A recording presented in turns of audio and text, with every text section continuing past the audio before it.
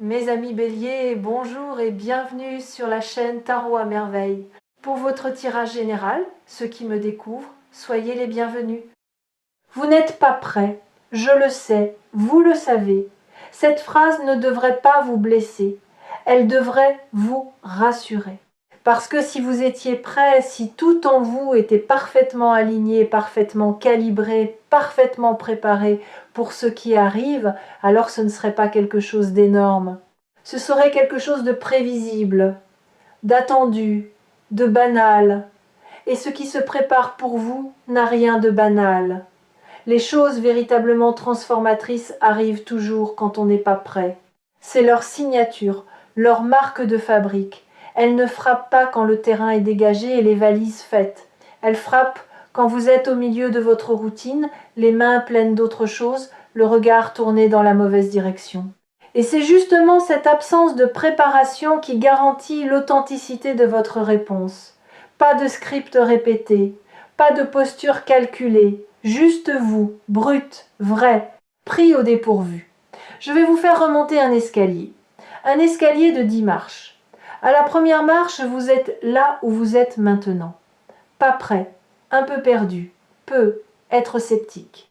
À la 10e marche, vous comprendrez exactement ce qui arrive et pourquoi votre sentiment de ne pas être prêt est en réalité le signe le plus fiable que vous l'êtes. Commençons la montée. Marche 0. Là où vous êtes fatigué d'une fatigue que le sommeil ne guérit pas. C'est une fatigue plus profonde, existentielle, la fatigue de maintenir en place des structures qui ne tiennent plus, des habitudes dont vous avez oublié l'origine, des relations qui fonctionnent sur pilote automatique, des objectifs que vous poursuivez par inertie plutôt que par désir. Vous faites les gestes, vous dites les mots. Mais une partie de vous, une partie de plus en plus insistante, observe tout cela depuis une distance croissante en se demandant « Est-ce que c'est ça ma vie ? Est-ce que c'est tout ?» Cette question n'est pas un signe de dépression, c'est un signe de lucidité. C'est votre être profond qui refuse la surface, qui exige davantage, pas davantage de choses, davantage de sens, de profondeur, de vérité. Et cette exigence que vous n'avez pas choisie, qui s'est imposée à vous comme une marée qui monte, est le prélude de ce qui arrive. Regardez autour de vous, regardez votre vie avec honnêteté. Il y a des choses qui fonctionnent, il y a des choses dont vous pouvez être fiers, mais il y a aussi ces poches de compromis que vous avez acceptées par fatigue. Ces endroits où vous avez dit oui alors que tout en vous disait non, ces arrangements avec votre propre vérité que vous maintenez en place avec l'énergie du quotidien. Et cette énergie s'épuise. Non pas parce que vous êtes faible, parce que les compromis ont une date d'expiration et les vôtres arrivent à échéance. Ce qui est magnifique dans cette fatigue lucide, c'est qu'elle est le terrain le plus fertile qui existe pour le changement. Les gens satisfaits ne changent pas. Les gens confortables ne changent pas. Ce sont les gens fatigués de leur propre immobilité qui bougent. Et vous êtes prête à bouger. Votre corps le sait. Votre cœur le sait. Seul votre mental proteste encore, accroché à ses habitudes comme un enfant à son doudou, marchant, ce que vous ne voyez pas encore. Pendant que vous vivez votre fatigue lucide, des pièces bougent en coulisses. Des connexions se forment entre des personnes, des opportunités et des circonstances dont vous ignorez l'existence. Quelqu'un, quelque part, a prononcé votre nom dans une conversation que vous n'avez pas entendue. Une idée qui germe dans l'esprit de quelqu'un d'autre porte votre empreinte sans que cette personne sache encore pourquoi. Un mouvement financier qui n'a apparemment aucun rapport avec vous est en train de créer un canal qui mènera directement à votre porte. Vous ne voyez rien de tout cela et c'est normal. Les plus grands changements de la vie se préparent dans l'invisible. Comme les racines d'un arbre travaillent sous terre pendant des mois avant qu'une seule feuille n'apparaisse. Vous êtes dans la phase souterraine, la phase où tout bouge mais rien ne se voit. Et cette phase est la plus frustrante qui soit, parce qu'elle ressemble à de l'immobilité, alors qu'elle est le mouvement le plus intense que votre vie ait connu depuis longtemps. Vous avez peu être remarqué des synchronicités récemment, des coïncidences trop précises pour être aléatoires, un chiffre qui revient, un thème qui surgit dans des conversations sans lien entre elles. Un mot qui apparaît partout, dans un livre, sur une affiche, dans la bouche d'un inconnu. Ces synchronicités sont les fuites du système, les petites fissures par lesquelles l'invisible laisse entrevoir ce qu'il prépare. Ne les ignorez pas, ne les rationalisez pas, notez-les, même mentalement. Parce que quand ce qui se prépare se manifestera enfin, vous regarderez en arrière et vous réaliserez que les indices étaient partout, que l'univers ne vous a jamais laissé dans le noir total, qu'il a semé des lanternes le long du chemin, de toutes petites lanternes, juste assez pour que vous ne perdiez pas espoir. Dans l'obscurité, marche 2, le paradoxe du non prêt. Voici quelque chose que personne ne vous a jamais dit. Le sentiment de ne pas être prêt est un mécanisme de protection, pas un diagnostic. Votre mental vous dit « tu n'es pas prêt », non pas parce qu'il a évalué objectivement votre niveau de préparation, mais parce que reconnaître que vous êtes prêt l'obligerait à céder le contrôle. Et le mental déteste céder le contrôle. C'est son travail de tout anticiper, tout calculer, tout prédire. Et quand quelque chose d'énorme approche, quelque chose qui échappe à ses calculs, il panique. Et sa panique prend la forme de cette phrase rassurante en apparence, mais paralysante en réalité. Tu n'es pas prêt, attends encore, le moment viendra, mais le moment ne vient jamais.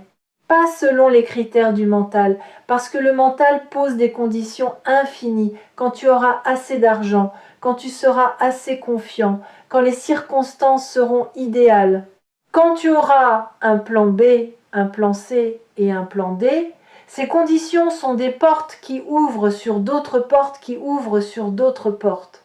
Un labyrinthe sans sortie, conçu pour vous maintenir dans la salle d'attente de votre propre vie. La vérité est que vous êtes prêt, pas au sens où tout est en place, au sens où tout ce que la vie vous a appris jusqu'ici vous a équipé pour ce moment. Chaque épreuve était un entraînement, chaque échec était un tutoriel, chaque douleur était un calibrage. Vous ne le voyez pas parce que vous cherchez la préparation dans les mauvais endroits. Vous la cherchez dans vos certitudes alors qu'elle vit dans vos cicatrices. Marche 3. L'argent qui change de forme.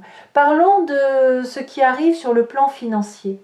Parce que le mot énorme dans le titre de cette vidéo n'est pas une exagération. Il décrit la nature du changement, pas la taille du chiffre. Énorme ne signifie pas nécessairement des millions.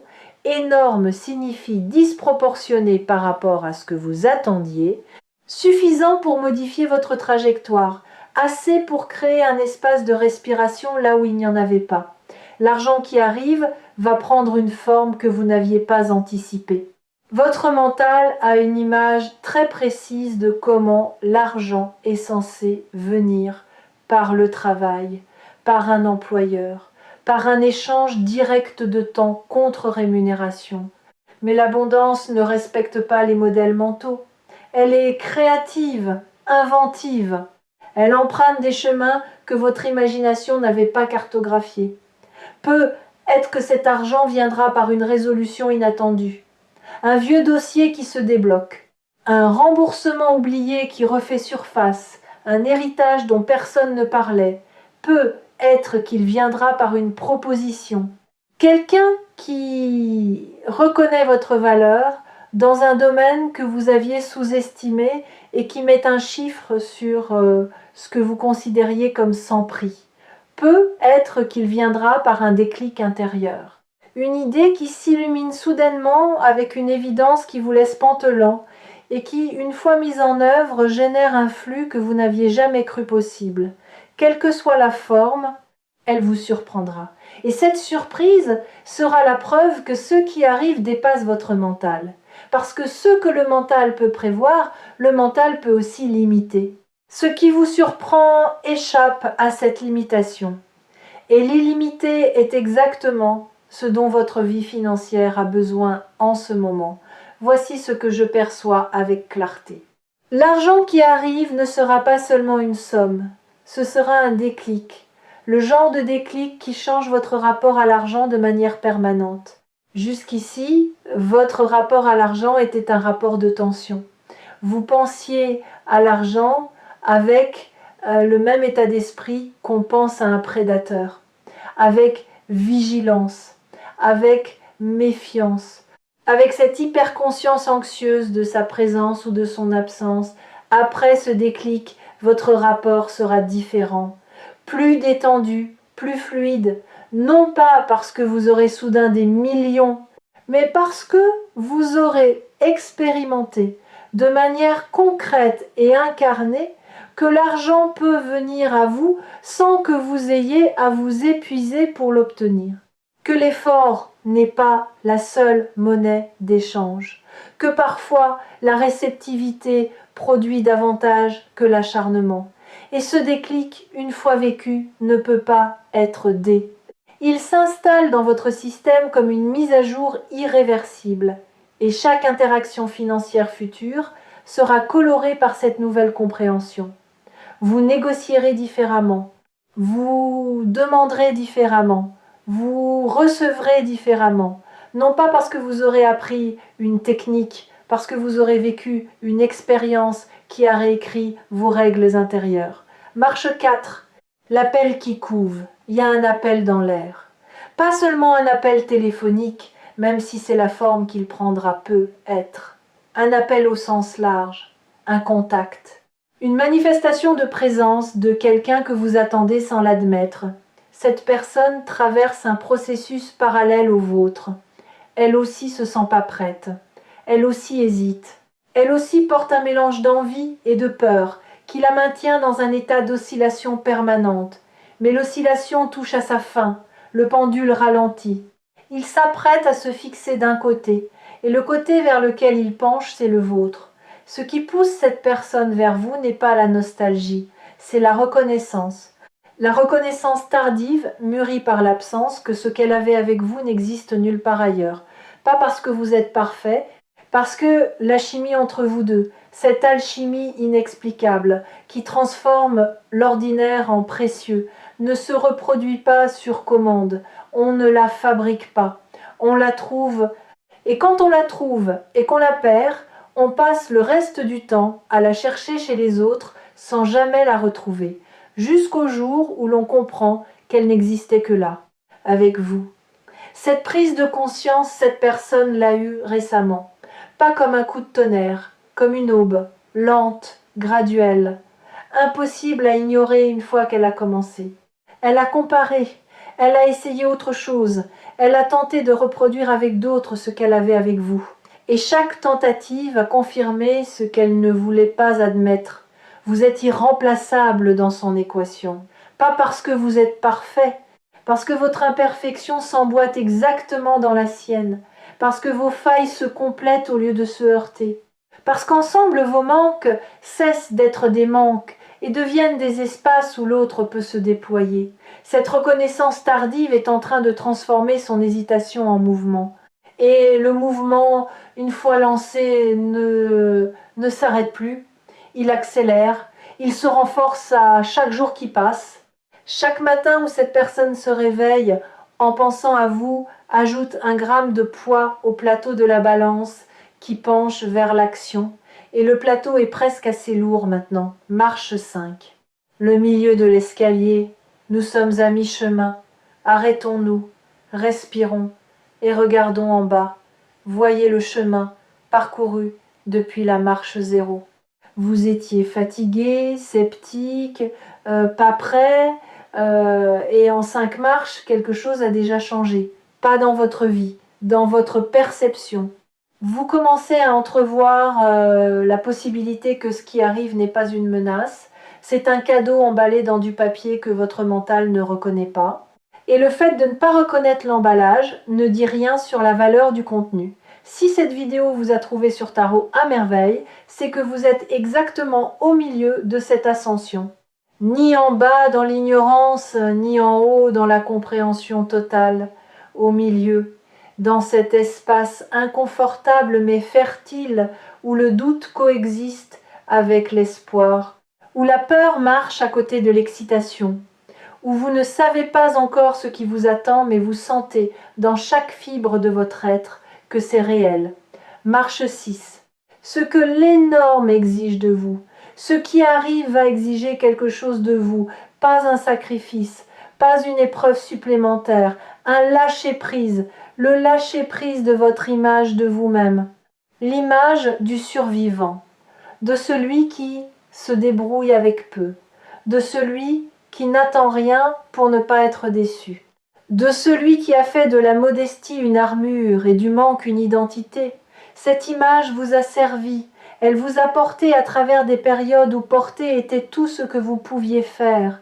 Mais elle est devenue trop petite, comme un vêtement d'enfant sur un corps d'adulte. Vous avez grandi au-delà de cette image et elle vous compresse, elle vous empêche de respirer pleinement, de rêver pleinement, de recevoir pleinement.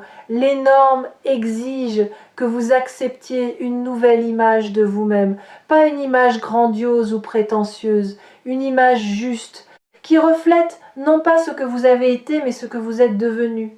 Quelqu'un de capable, de digne, de suffisamment solide pour porter l'abondance sans qu'elle le détruise. Cette image vous fait peur parce qu'elle implique une responsabilité, la responsabilité de vivre à la hauteur de ce que la vie vous offre. Mais cette responsabilité n'est pas un fardeau, c'est un honneur. Et voici un secret que les gens qui réussissent leur transformation ne partagent presque jamais. Le moment le plus difficile n'est pas la traversée de l'épreuve, c'est le moment juste après, le moment où l'épreuve est terminée et où vous devez apprendre à vivre sans elle. Parce que l'épreuve, aussi douloureuse qu'elle soit, finit par devenir familière. Elle devient votre identité. Vous êtes celui qui lutte, celui qui survit, celui qui fait face. Et quand la lutte n'est plus nécessaire, quand la survie cède la place à la vie, vous vous retrouvez face à un vide. Non pas un vide de manque, un vide d'identité. Qui suis-je si je ne suis plus en train de lutter? La réponse est « Vous êtes quelqu'un de libre ». Et la liberté, au début, est vertigineuse. Elle ressemble au premier pas hors d'une cage dont la porte est restée ouverte pendant des jours avant que vous osiez la franchir. Mais une fois franchi, ce pas est irréversible. Et le monde de l'autre côté est plus vaste que tout ce que la cage vous permettait d'imaginer. Marche 7. Le lien entre l'argent et l'appel, vous vous demandez peut être pourquoi l'argent et cet appel arrivent en même temps. C'est pas une coïncidence, c'est une cohérence. Les deux sont des manifestations du même mouvement. Le mouvement de votre vie qui passe du mode survie au mode expansion. En mode survie, tout est serré, l'argent est compté, les relations sont contrôlées, les émotions sont rationnées. Chaque ressource est gérée avec la paranoïa de celui qui pense qu'il n'y en aura jamais assez. En mode expansion, tout circule. L'argent vient et va avec fluidité. Les gens entrent et sortent de votre vie avec grâce.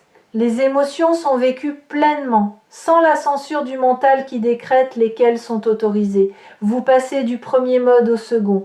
Et dans cette transition, l'argent et l'appel sont les deux premiers signes visibles du changement, les éclaireurs du nouveau régime, les preuves tangibles que l'expansion a commencé, marche 8. Ce qui se passe quand vous décrochez.